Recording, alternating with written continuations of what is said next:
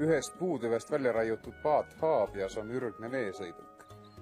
Võib-olla oli nii, et kõigepealt sõideti kahe kokku seotud palgi peal, siis suurema parve peale, siis tuli keegi teravmeelsele mõttele, et võiks palgi kirvega seest õõnsaks uuristada ja sellele kauna kuju anda. Kuidas see kõik täpselt oli, seda võib ainult oletada. Tegelikkus on see, et sajandivahetuse viimasel kevadel tahub 70-aastane Jaan Rahumaa jämedast haavapalgist paati välja. Soomaal, kus kevadeti ja tihti ka sügisel suured ülejotsed on see iidne kunst tänase päevani ehedalt säilinud. No me isa õpetas ja siis just meister oli veel, Ole Valeks. Siis ka õpetas. Ja nii ma siis teen neid. Huvi on selle vastu ja siis huvi on, jah. Kui on oskajad mehed ja head riistad, raiutakse 2 mehega 4 päevaga Haabias valmis. Põhiline tööriist on künakirves.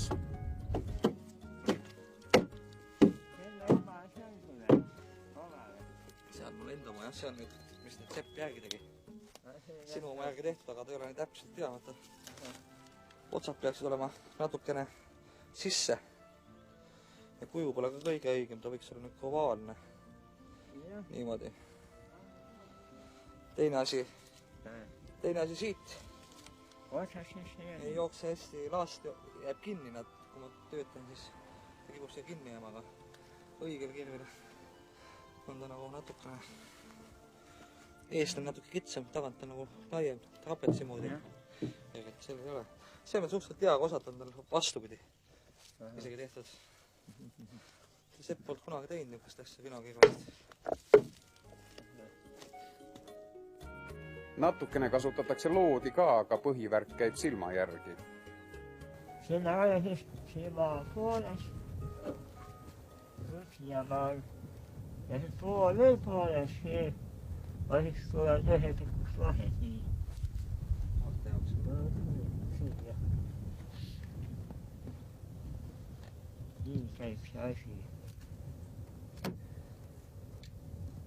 Need töövõtted on siin liiale palju, et kõik see,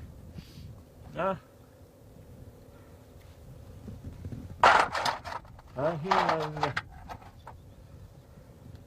nüüd ütleme, auk väljas ei ole, siis umbes ei tea lüüa. Ma löön siia sisse, mängib siin jala nii. Nagu mitu korda see süüa ja kui juba see sisse läheb nii, siis on parajalt kaks. Otsad tõmmatakse igaks juhuks traadiga kokku, et tüvi paadi raiumise ajal lõhki ei läheks. Kui haavatüvi õõnsaks raiutud ja paadil enam-vähem ühtlase paksusega pardad, alustatakse paadi laotamist.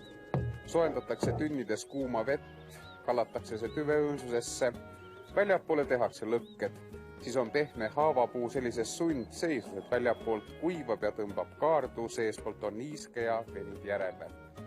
Kaardu tõmbamine kinnistatakse leparoigastega. Siis lastakse paadil rahulikult seista, pannakse tugikaared sisse ja antakse veesõiduki viimane väline lipp. Jutuna lihtne küll, välja tuleb see aga ainult väga kogenud meistril. See pole päris Vabaõhumuuseumist turistile puulusika välja freesimine. See on midagi väga ehedat ja väga vanast ajast saati põlvest põlve edasi antud iidne tehnoloogia.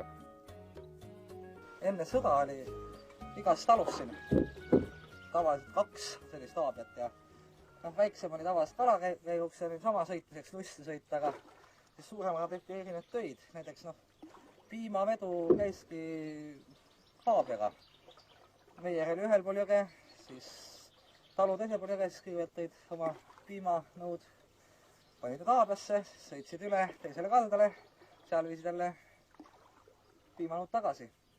Ja miks ta siin on säilinud, see arvatakse, et üks oluline põhjus on see, et siin on nagu niisugused suured üleõjutused kevadeti, aga samuti vihmade korral suvel ja sügisel ja siin kohalikud nimetavad seda 5. aastaajaks sellist üleõjutuste aega. Nii et siis sai sellise haabiaga selle pika tokiga ka põhjast lükates sõita üsna madalas vees. Tal ei ole ju süvist rohkem kui võib-olla 6-7 sentimeetrit. Ja no siis käidi sellega siis, ütleme, majast kuusi alla puie järel ja lauta loomi talitama ja loomi on veedetavalt isegi veetud, et pandi 2 haabjat kõrvuti ja toodi näiteks lehma. Seda ma ei ole küll pildi peal näinud, aga küll ma olen pildi peal näinud, kuidas 2 haabjat on kokku pandud ja sellega veedetakse heina. Et siin need heinamaad, mis Halliste puisniidu peal olid nagu taludest eemal, et siis sealt toodi nagu kevadel hein jälle koju. Kohalikud olud ja looduse kapriisid on Haav ja Soomaal tänase päevani alles hoidnud.